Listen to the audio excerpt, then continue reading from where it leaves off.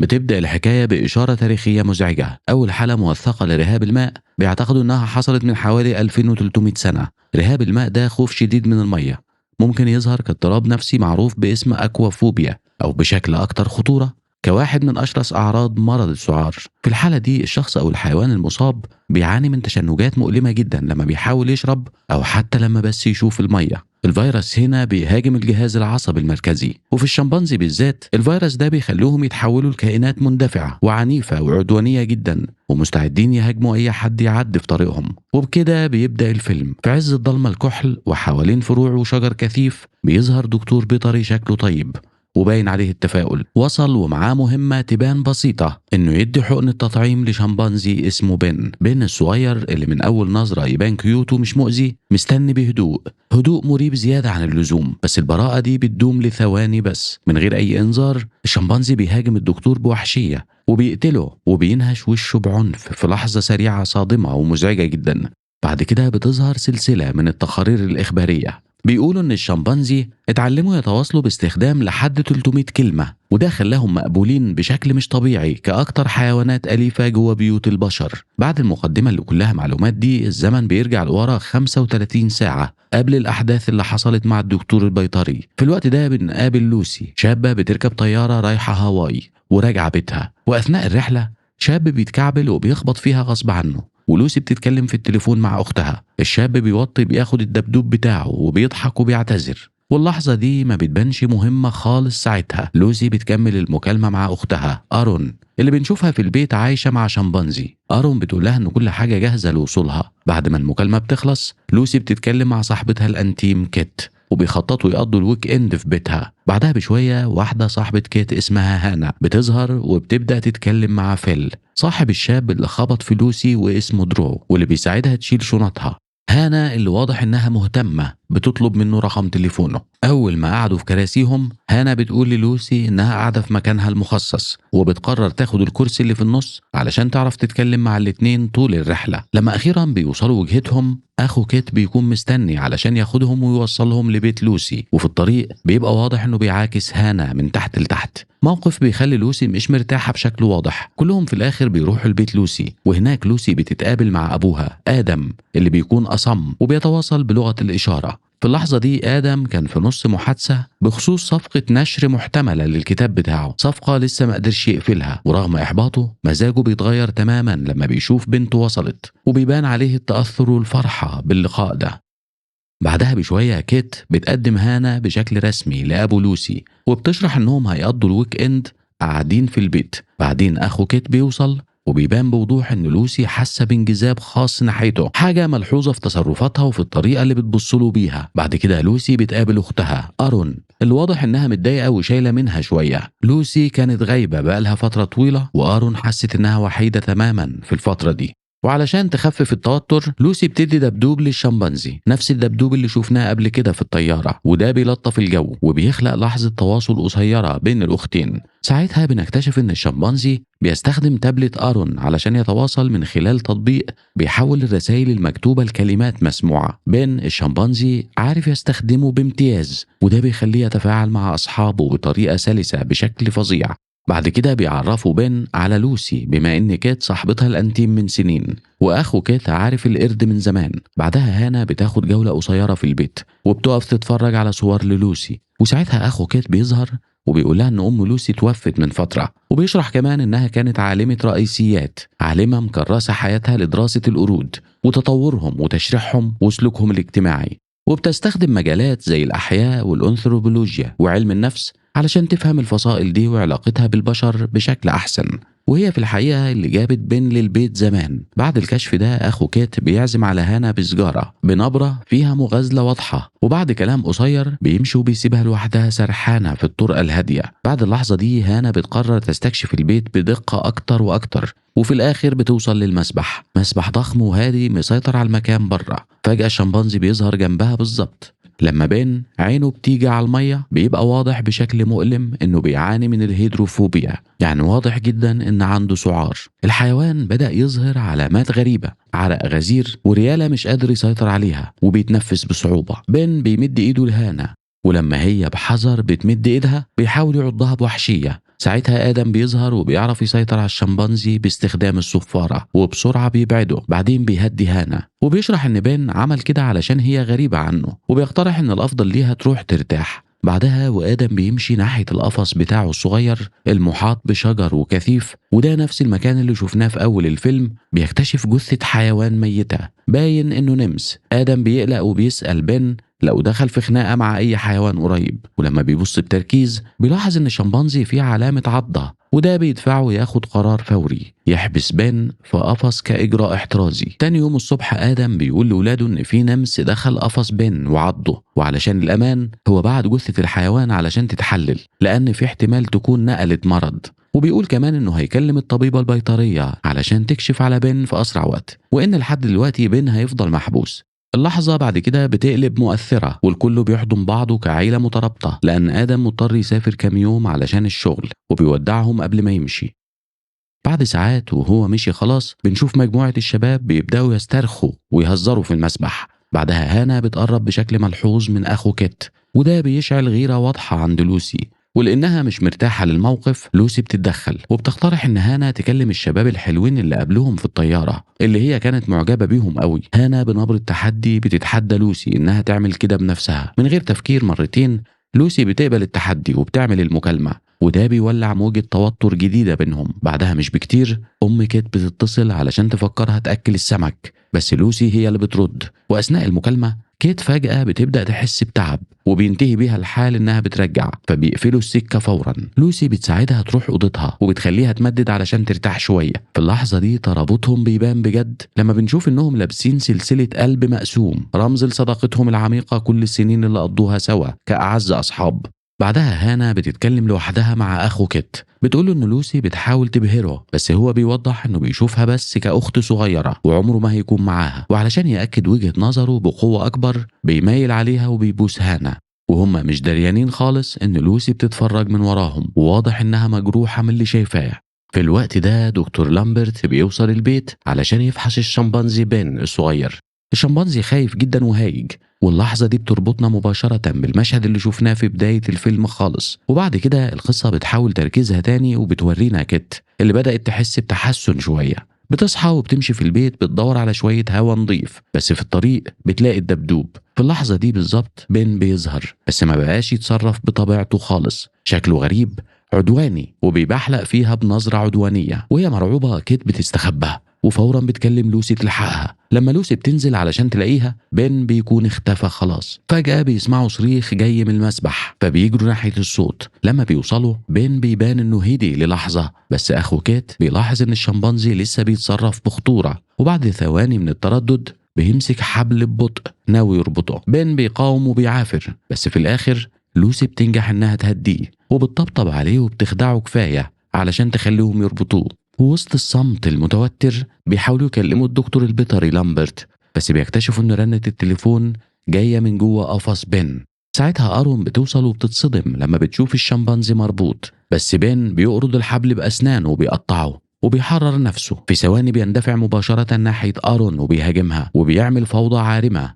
هما دلوقتي مش عارفين يوقفوه وما عندهمش طريقة يواجهوه وجها لوجه. بياخدوا قرار يائس انهم ينطوا في المسبح. بين بيراقبهم رايح جاي وقافل كل طريق ممكن للخروج من المية، وفي لحظة الشمبانزي بيتحرك للناحية البعيدة وكأنه سايب لهم فتحة للهروب. بس من الناحية التانية في منحدر عمودي بيطل مباشرة على المحيط ومليان صخور حادة ومخلي الطريق ده مستحيل.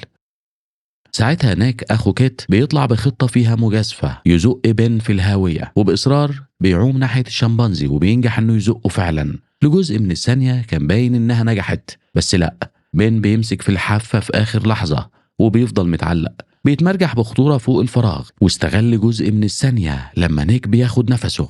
الشمبانزي بينطر نفسه لفوق بقوة وحشية وبيشده جامد وبيرزع نيك بعنف في الأرض. الارتطام مدمر، راسه بتتهشم وبيموته فورا في لحظة دموية مرعبة. موت نيك بيدخل البنات في صدمة كاملة، وخصوصا كيت اللي بتتجمد ومكسورة تماما من اللي شايفاه. بين ما بيجريش، بالعكس بيفضل يزقهم أكتر جوه الرعب، وبيطلع ضحكة مزعجة ساخرة وهو بيريل بشكل مش مسيطر عليه. وبيأكد أسوأ مخاوفهم، الشمبانزي مصاب بالسعار. ولوسي لما بتدرك قد إيه الأمور خطيرة بتفهم إن أختها أرون محتاجة مساعدة طبية فورا. لوسي بتتحرك بحذر شديد وبتطلع ببطء من المسبح في نفس الوقت اللي بين بيفضل قاعد ومبحلق فيها مباشرة ومن غير ما يرمش. هدفها توصل لطوق نجاة وترميه في المية علشان الباقيين يقدروا يفضلوا عايمين فترة أطول. لوسي بتمسك طوق النجاة وبترميه في المسبح، بس ما بتنطش على طول، بدل كده بتقرب بخطورة من بين لأن التليفون جنبه بالظبط. هي عارفة إنها لازم تطلب المساعدة مهما كانت المخاطرة. وبالظبط لما كان باين إن بين هيمسكها، واحدة من البنات نجحت تشتت انتباه الشمبانزي وبتسحب انتباهه. التشتيت ده بيدي لوسي الوقت الكافي بالظبط علشان تمسك التليفون وتغطس تاني في المسبح. بس لما بيحاولوا يطلبوا المساعدة بيكتشفوا ان الشاشة اتشرخت اثناء الفوضى اللي حصلت بدري والكيبورد مش شغالة، وهم في حالة ذعر بيفتحوا قائمة المكالمات الأخيرة وبيتصلوا بآخر رقم فيها وهم مش مصدقين نفسهم. المكالمة بتجمع مع الشباب بتوع الطيارة اللي كانوا في نص الحفلة ومش دريانين خالص بالكابوس اللي بيحصل على الطرف التاني من الخط. لوسي وصاحبتها بيترجوهم للمساعدة بس الشباب بيطنشوا، هم بس عايزين يتبسطوا وفاكرين ان كل ده نكتة بايخة. وفي وسط الإحباط ده بين بينجح يتمرجح على الأضواء المتعلقة فوق المسبح وفجأة بينقض على هانا وبينتش جزء من شعرها بعنف. أرون المرعوبة بتسأل ليه بين بيتصرف كده. ساعتها لوسي وهي محتارة بين الخوف والاستسلام بتقول حاجة تقشعر البدن. بين ما بقاش بجد جوه الجسم ده، بتلمح إن حاجة أكتر ظلام سيطرت عليه. في نفس الوقت بنروح لآدم وهو بيوقع نسخ من كتابه. ساعتها بتجيله مكالمة من الدكتورة البيطرية بس بيختار يقفل السكة. بعدها بشوية بتبعت له رسالة بتقوله إن النمس طلع عنده سعار. آدم وهو شاكك بيرد إن مفيش سعار في هاواي. الدكتورة بتجاوب إنهم هيعملوا تحاليل جديدة، جايز العينة اتلوثت أثناء النقل ولا حاجة. آدم قلقان دلوقتي وبيحاول يكلم لوسي بس هي ما بتردش لأن تليفونها اتساب في أوضتها. وبنرجع للبيت والبنات بيدركوا إن ما عندهمش خيار تاني غير إنهم يروحوا يجيبوا تليفون نيك اللي كان متساب في الليفينج. لوسي بتطلع بحذر من المسبح وكيت بتروح معاها. بينجحوا يوصلوا للمدخل وبيفتحوا الباب ببطء وبيتسللوا لجوه. بيتحركوا في الليفينج في صمت لحد ما بيلمحوا التليفون، بس وهم بيقربوا بيخبطوا غصب عنهم في ريموت التلفزيون. التلفزيون بيشتغل فورا والصوت بينبه بين وبيجي نازل جري على طول. ومع عدم وجود خيارات تانية البنات بيضطروا يستخبوا جوه دولاب علشان محدش يشوفهم. وبين بيمشي ناحية التلفزيون اللي شغال عليه برنامج كرتون. للحظة بيبان كأنه هدي بس فجأة في نوبة غضب عنيفة بيحطم التلفزيون. كيت المخضوضة بترجع لورا وبتوقع كام حاجة وبتعمل صوت وبتجذب انتباه الشمبانزي مرة تانية. بين بيتوجه مباشرة للدولاب وبيبدأ يرزع في البيبان وبيخلعهم بقوة. البنات بيستخبوا وسط الهدوم ويدوب بيتنفسوا وبين بيقتحم الدولاب وبيدور بجنون. بيقرب لدرجة خطيرة ولحسن الحظ مش بيلاقيهم وفي الآخر بيمشي. لوسي بتقرر تطلع الأول وباستخدام لغة الإشارة بتتواصل مع صاحبتها الأنتيم كيت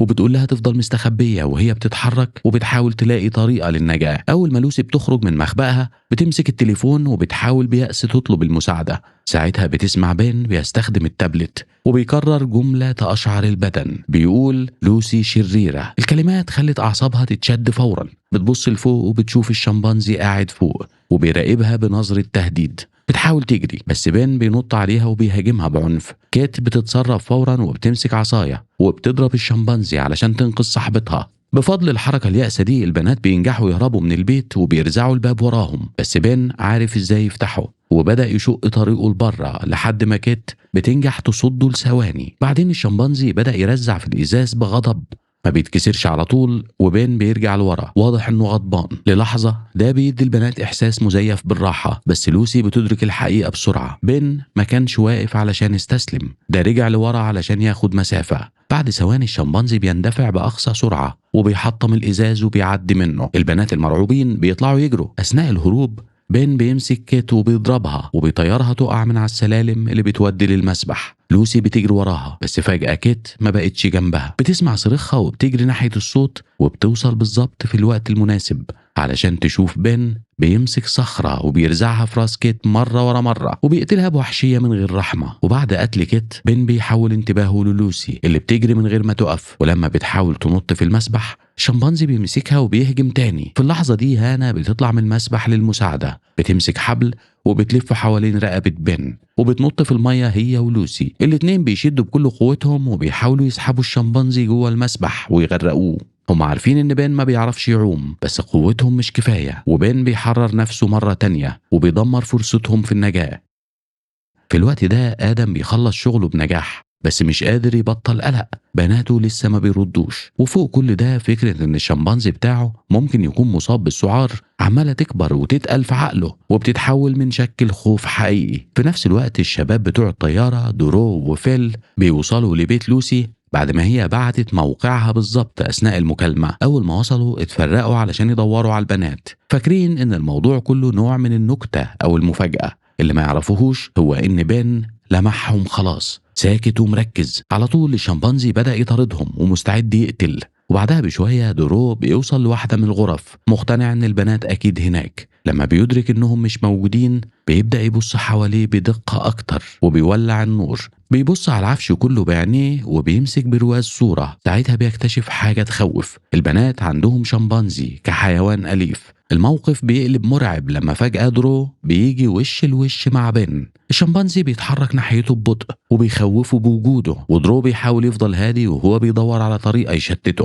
في الأول بيمثل إنه ودود وشبه بيلعب وبيطلب من بن يسقف، وللمفاجأة بن بيعمل كده. وبعدين درو بيطلع مفاتيحه وبيهزهم علشان يجذب انتباهه، ناوي يرميهم بعيد ويشتري لنفسه وقت للهروب. بس الخطة بتفشل، بن ما بيروحش للمفاتيح وبدل كده بيفضل يقرب ببطء وتهديد. درو بيكمل مسايرة لكام ثانية كمان، بس لما بيبقى واضح ان الشمبانزي مش بيقف وبيتحول لعدواني بيفقد أعصابه. الخوف واليأس بيسيطروا عليه جدا، وبدأ يشتم بن وبيرمي شتيمة ورا شتيمة بتخلي بن يتعصب أكتر. وفي نوبة مفاجأة من العنف الوحشي الشمبانزي بينقض على درو وبيمسكه من بقه وبقوة غاشمة بيخلع فكه تماما.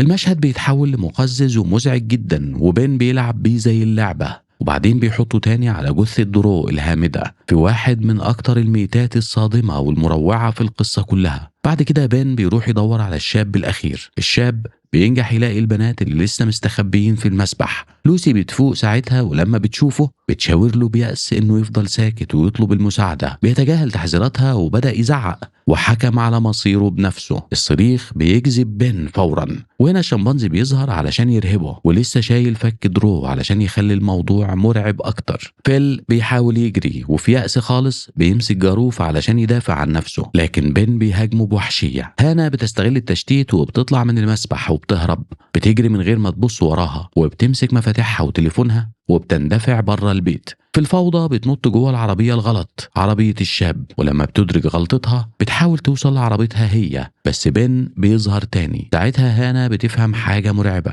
شمبانزي مش بس عنيف، ده ذكي كمان. بن معاه مفاتيح عربيتها ومخلي البيبان المقفولة ملهاش فايدة. بهدوء يا أشعر الحيوان بيفتح العربية وبيتحرك ببطء ناحيتها. هانا المرعوبة بتكلم الطوارئ وبتترجاهم للمساعدة. الموظف بيسأل عن العنوان، بس هانا مش قادرة تفتكره وبتتوسل ليهم بيأس إنهم يتعقبوا المكالمة. ساعتها الشمبانزي بيفتح الشنطة وبيدخل العربية، وحتى وهانا بتحاول بيأس تهرب الحيوان بيمسكها وبيسحلها بعنف جوه العربية وبيقتلها من غير رحمة. المشهد بينتهي والعربية متغطية بالدم تماما. وبنرجع للوسي. أخيرا بتطلع من المسبح وبتتجه ناحية البيت، ما بتلاحظش الحطام المرمي على الأرض وبتدوس على شظية إزاز، وده بيعمل ألم حاد في رجلها وبيجبرها تطلع صرخة يدوب بتلحق تكتمها. ومع ذلك كان فات الأوان خلاص. بين هناك وبدأ هجوم تاني. في اللحظة دي بالظبط أبو لوسي آدم بيوصل البيت، ولما بيسمع العربية بين بيتشتت وبيجري وراه، ولوسي حتى وهي مجروحة بتحاول تلحقه يأسة إنها تحذر أبوها. آدم بيدخل البيت وبيلاقي المكان متدمر تماما، وهو مشوش بيروح ناحية السفرة وبهدوء مريب بيمسك شريحة بيتزا ومش دريان خالص إن لوسي وراه بالظبط بتحاول تلفت انتباهه. في اللحظة دي بين بيظهر تاني بينقض على لوسي وبيهاجمها تاني. آدم غفلان عن اللي بيحصل ومش بيلاحظ أي حاجة، وبيطلع الدور اللي فوق وسايب بنته مرة تانية تحت رحمة الشمبانزي. بعد كده لوسي بتنجح تبعد عن بن للحظة، فجأة بيبان هادي تاني بيمشي ببطء ناحيتها بطريقة تحسها مألوفة، بيمسك ايدها وكأنه عارفها بس كله كذب. وفي جزء من الثانية الشمبانزي بيكسر دراع لوسي بعنف، وهي بتقاوم الألم والذعر لوسي بتضغط على واحد من جروح بين المفتوحة وبتنجح تزحف تحت كنبة، ومع ذلك بين ما بيستسلمش وبيفضل يحاول يوصل لها وهو هايج أكتر. ساعتها آرون بتظهر وبتنجح تجذب انتباه الشمبانزي. بين فورا بيهاجمها. لوسي عارفة ان بين أقوى بكتير دلوقتي ومصاب بالسعار، فبتستجمع أي قوة باقية عندها علشان توقفه وتنقذ أختها. في الوقت ده آدم بيكتشف بقايا درو وفورا بيدرك الحقيقة، وهو مرعوب بيجري في البيت يائس انه يلاقي بناته. في نفس الوقت بين بيهاجم لوسي بوحشية تاني، وبالظبط لما كان باين انه خلاص هيقتلها آدم بيوصل وبيحاول يشتت الشمبانزي بتصرفاته، بس الصوت مش بيهدي بين نهائي. بيبعد عن لوسي بس علشان ينقض على آدم بقوة ووحشية أكتر. آدم لسه صامد في مكانه بيحارب علشان يحمي بناته، بس بين أقوى بكتير وشكله خلاص هيقتله. قدام المشهد ده لوسي بتمسك جاروف وبدأت تضرب الشمبانزي، بتحاول تقتله وتنتقم لموت أصحابها. الجاروف بيتكسر نصين وبين فورا بيستغل الفرصة وبيهاجمها تاني. ساعتها آدم بينجح يقوم تاني وبيضرب الشمبانزي وبيخليه مذهول للحظة. آدم بيلمح إزازة قريبة بيمسكها وبيرزعها في راس بن. لما بتتكسر بيستخدم الإزاز الحاد علشان يطعنه مباشرة في صدره وكأنه بيخترق قلب الحيوان. يبان إن بن اتهزم أخيرا والعيلة بتحضن بعضها مقتنعين إن الموضوع انتهى خلاص، بس الهدوء بيدوم لثواني بسيطة. بن ببطء بيقوم تاني وبيهاجم هجمة أخيرة على العيلة. لوسي بتدرك اللي بيحصل وفي لحظة تضحية بتزق أبوها وأختها بعيد ومستعدة تتلقى الهجوم بنفسها. بيقعوا بس في اللحظة الأخيرة آدم بيمسك إيد لوسي، وفي النهاية بن هو اللي بيقع وبيتخبط في تركيبة خشب بتخترقه بالكامل وبتنتهي حياته مرة واحدة وللأبد. بعدها بشوية الشرطة بتوصل بعد ما نجحوا يتعقبوا المكالمة. آرون بتتنقل بسرعة للمستشفى علشان تاخد علاج للسعار، والدكاترة بيأكدوا إنها هتخف. وآدم ولوسي بيحضنوا بعض، هما مرهقين ولسه في صدمة بعد كل اللي مروا بيه. فجأة لوسي بتسمع التابلت اللي بين كان بيستخدمه للتواصل بيكرر جملة لوسي شريرة، وده بيخضها لحد ما بتدرك أخيرا إنه مجرد واحد من الضباط بيلعب بالجهاز. ودي نهاية الفيلم، ونتقابل في تلخيصة جديدة، وشكرا للمشاهدة.